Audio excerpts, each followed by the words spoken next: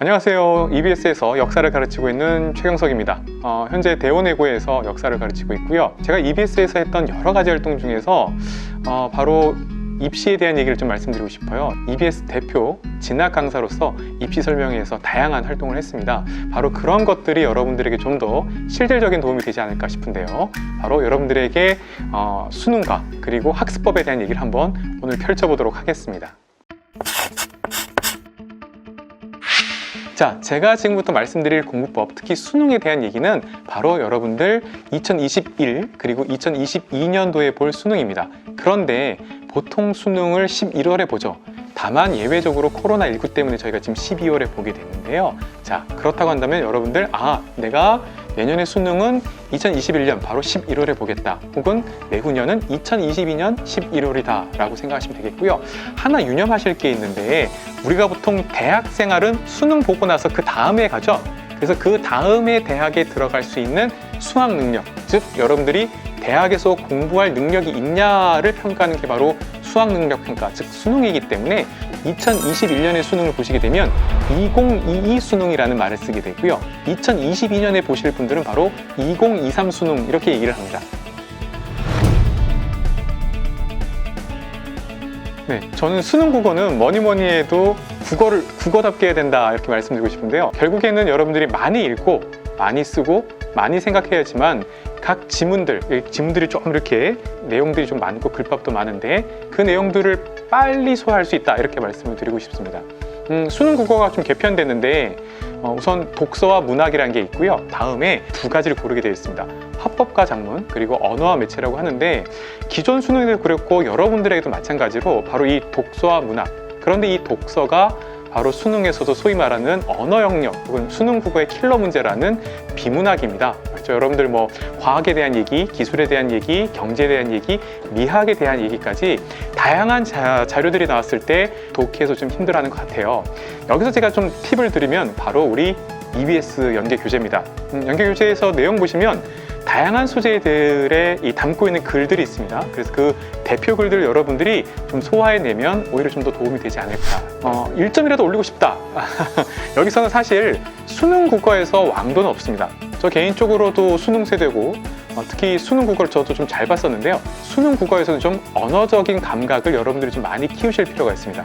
그런 측면에서는 기본적인 토대가 됐다. 아까 말씀드린 대로 국어를 국어답게 됐다 그러면 여러분들이 이제는 기출을 통해서 좀 더 많은 유형의 자료 그리고 많은 유형의 글들을 좀 접하시면서 문제를 푸는 연습을 했으면 좋겠습니다. 사실 스포저가 많죠.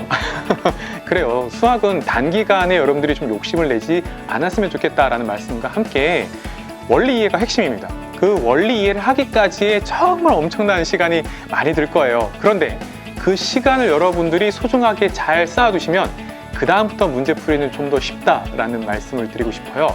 그런데 여러분들한테 수능이 좀 바뀌어서 소위 말하는 고등수학이라는 게 있고 그 위에 수1, 그다음 수2, 그리고 나서 여러분들이 세 가지를 골라야 됩니다. 바로 확률과 통계, 그리고 미분과 적분, 미적분이라고 하죠. 마지막으로 기하가 있는데 여러분도 나름대로 꿈을 키우고 있을 거예요. 그 꿈이 직접적으로 이루어질 수 있는 아마 해당 대학이나 희망 단과 대학에서 요구하는 수학들이 있을 것입니다.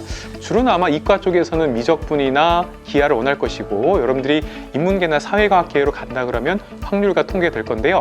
이거 해당되는 것이 사실은 한 25% 정도밖에 안 됩니다.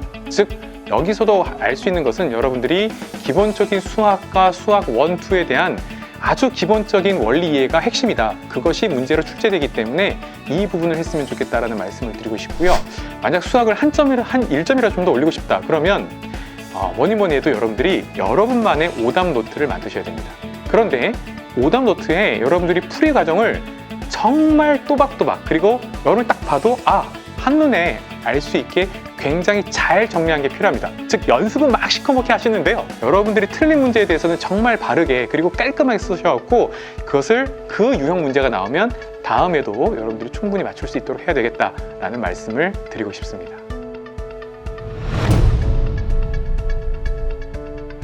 네, 지금 수능 영어가 절대평가라고 해요. 그러니까 절대평가라고 하면 사실 상대방이 얼마나 점수를 받았냐 보다는 내가 예를 들어서 50점 넘었냐 60점 넘었냐 이게 굉장히 중요합니다. 영어 공부는 유형별이 있습니다. 가장 많이 들어봤을 빈칸 추론이 있겠고요. 글의 흐름 그리고 순서를 맞추는 것, 그다음 문장에 대해서 여러분들이 보는 것. 그런데 이런 유형들이 되려면 뭐니 해도 여전히 영어는 남의 나라 언어다 보니까 여러분들이 단어와 수거부터 시작해야 된다라고 말씀을 드리고 싶어요. 사실 어렸을 적부터 이것이 기본적으로 잘 돼 있으면 편하게 갈 건데 이게 안 돼 있으면 여러분들이 단어하고 수거해야 되고 문법도 해야 되고 굉장히 할 게 많습니다. 따라서 여러분들이 그걸 유형별로 좀 정리해서 어디까지 왔는지를 좀 스스로 측정할 수 있는 것들을 만드셨으면 좋겠고요. 그럴 때 가장 좋은 건 사실은 EBS 교재입니다. EBS 교재가 유형별로 정리되어 있기 때문에 그것을 하나하나 여러분들이 뭐랄까요, 하나의 고개를 넘어갔다 혹은 내가 한 단계를 돌파했다, 이렇게 마치 게임하듯이 좀 여러분들이 하나하나 유형을 쌓으시면 되겠다 싶습니다. 영어가 총 45문제입니다. 45문항인데 이것을 어떻게 보면 시간과의 싸움이라고 합니다. 그러니까 여러분들이 1점이라 돌리고 싶다면 기본적으로 시계를 좀 풀어주세요. 그래서 시계를 놓고 여러분들이 해당되는 시간, 즉 70분 동안에 얼마나 빠르고 신속하게 그리고 정확하게 문제를 맞출 수 있는지에 대한 연습들을 좀 많이 하셨으면 좋겠다라고 생각이 들고요. 특히 수능 영어에서 1점 올리는 건 다다익선입니다. 문제를 많이 풀면 풀수록 굉장히 좋다라고 생각하시면 되겠고요. 그런 측면에서 여러분들에게 기출이 충분히 여러분들의 1점을 올리는데 역할을 할 거라고 보입니다. 사회탐구 영역이 여러분들 9가지가 있습니다. 그 9가지가 있는데요. 여러분들이 아마 그냥 시사적인 것도 있겠고 아니면 역사처럼 이야기거리도 있겠고 있는데 그냥 간단하게 헷갈리지 않는 걸 고르셨으면 좋겠어요. 그러니까 헷갈리고 애매한 걸 고르시면 여러분들이 점점 고난이도 문제에서 실수를 하거나 모를 수가 있다. 자신 있게 내가 이것만 암기하면 좋겠다. 역사나 지리군을. 그게 아니라 내가 글을 읽어보거나 도표나 표를 보고 나서 충분히 무슨 말인지 이해할 수 있겠다. 그러면 사회문화나 아니면 생활과 윤리라든가 다른 과목을 고르시면 좋겠다라는 말씀을 좀 드리고 싶어요. 간단하게 말씀드리면 사회탐구 영역은 여러분이 좀 공부할 때 재미를 느낄 수 있는 거고 혹은 본인이 호기심을 느끼고 있는 것들을 가져가는 것이 가장 빨리 학습할 수 있는 시간을 줄일 수 있다라고 보시면 되겠습니다. 수능 사탐에서 여러분들이 1점이라도 건지려고 한다면 시간을 좀 역으로 잘 이용하셨으면 좋겠습니다. 예를 들어 국영수는 여러분들이 분명히 시간이 부족할 수 있을 거예요. 그런데 제가 수능 감독을 가서 확인해 보면 유독 사회탐구, 수능 사탐만은 시간이 많이 남아요. 30분에 보통 한 15분에서 20분이면 다 풉니다. 그런데 여기서 중요한 게 있습니다. 여러분들이 다시 보지 않아요. 사회탐구 영역에서의 9개 과목은 의외로 모두가 굉장히 논리적인 과목들이 많습니다. 즉 인과관계가 명확하게 떨어지거든요. 따라서 한 번이 아니라 두 번이 아니라 3번씩 계속해서 보다 보면 명확하게 답이 여러분들이 보일 겁니다. 그래서 그 30분 시간을 충분히 활용해서 몇 번이고 다시 보고 나서 명확한 답을 골라주셨으면 좋겠습니다. 자, 여러분들 과학 탐구하면 8개 과목이 있죠. 물리, 화학, 생명과학, 그리고 지구과학까지 뭐니 해도 과학은 원리입니다.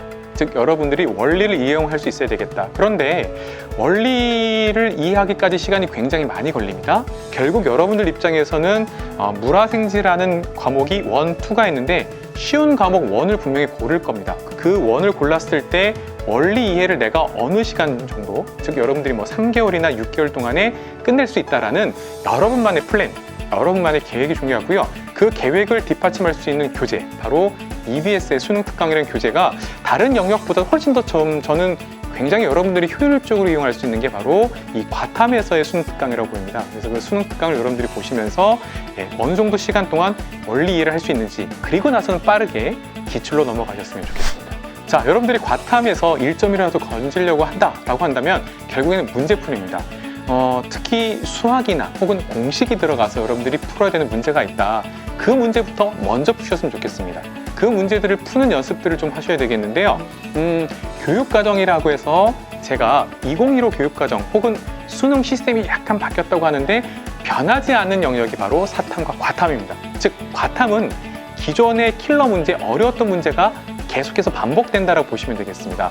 그래서 여러분들이 기출을 풀 때 특히 평가원, 즉 수능을 출제하는 곳이 있습니다. 한국교육과정평가원이라고 하는데요. 보통 수험생들은 줄여서 평가원 이렇게 얘기합니다. 바로 평가원에서 냈던 6월, 9월 그리고 대순 문제 딱 여러분들 정확하게 3개년 치면 보시면 됩니다. 그러면 정확하게 9개죠. 네. 이 9개만 여러분들이 반복해서 보시면 충분히 1점 올리는 것이 아니라 꽤 나름대로 여러분들이 원하는 등급까지도 가능하다는 말씀 드리겠습니다. 네, 여러분들 EBS 교재를 보시면 간단하게 두 가지가 있죠. 수능 특강과 수능 완성이 있습니다. 간단하게 수능 특강이 개념편, 수능 완성이 문제편, 이렇게 여러분들이 생각하시면 될 것 같고요. 자, 그런데 여러분 수능 때부터 바뀝니다. EBS 연계율 70%가 드디어 깨집니다.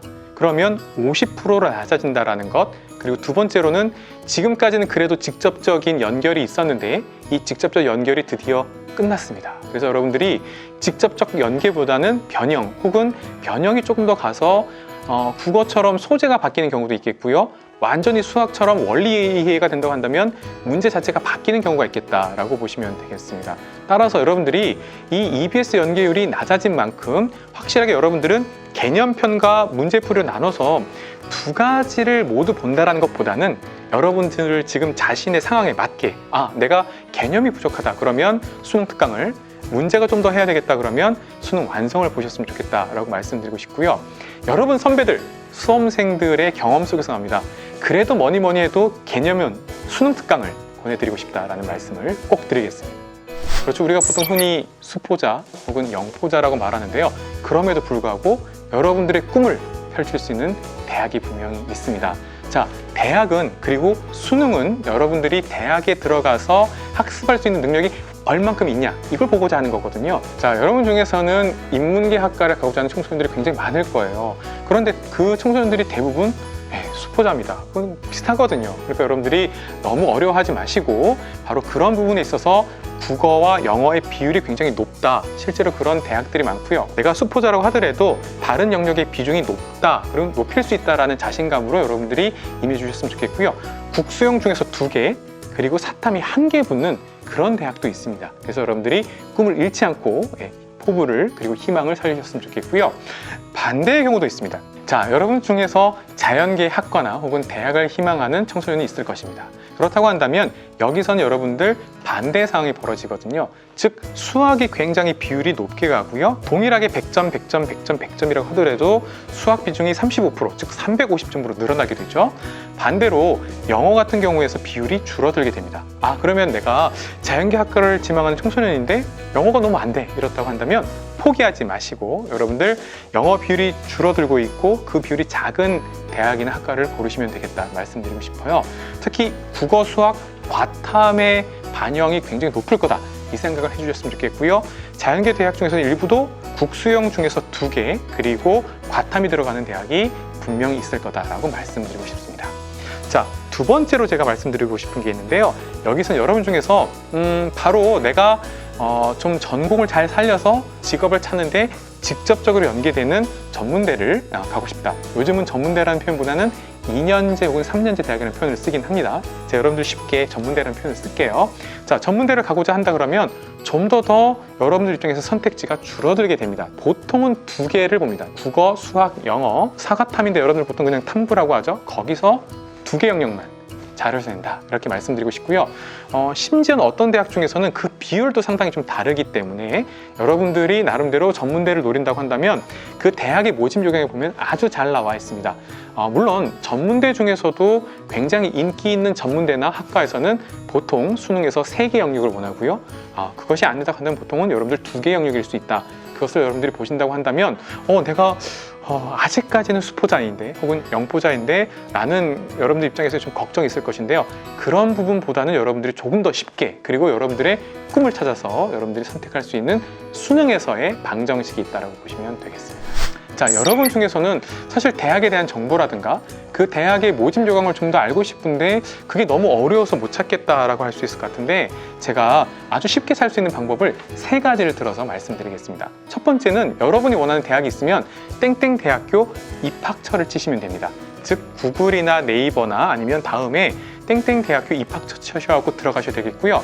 여기서 중요한 게 하나 있습니다.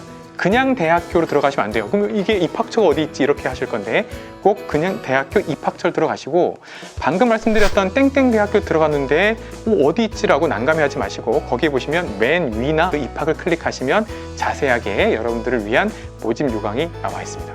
그런데 여기서 좀 문제점이 생깁니다. 이게 너무 많아요. 그럴 때는 두 번째가 있습니다. 두 번째는 네이버나 다음 구글에다가 여러분들이 어디가라고 한글로 치시면 됩니다. 그러면 어디가 사이트라고 해서 사이트가 있어요. 그 어디가만 눌러주시고 여러분들이 원하는 대학에서 또 한번 눌러주시면 모집 요강을 쉽게 찾을 수 있고요. 마지막 3번입니다. 이 3번이 가장 편하실 건데요. EBS 사이트를 편하게 이용하시면 됩니다. EBS에서도 여러분들 우리 수능과 관련된 건 EBSI라고 합니다. 그래서 여러분들 EBSI 치시면 되고요. 바로 EBSI에 들어가시면 여러 스타 강사들이 막 있을 건데요. 그거 말고 맨 위에 입시라고 되어 있습니다. 그 입시만 클릭해 주시면 여러분들이 쉽게 4년제 대학 그리고 전문대학까지 쉽게 찾을 수 있습니다. 이 사이트를 꼭 이용해 주셨으면 좋겠습니다.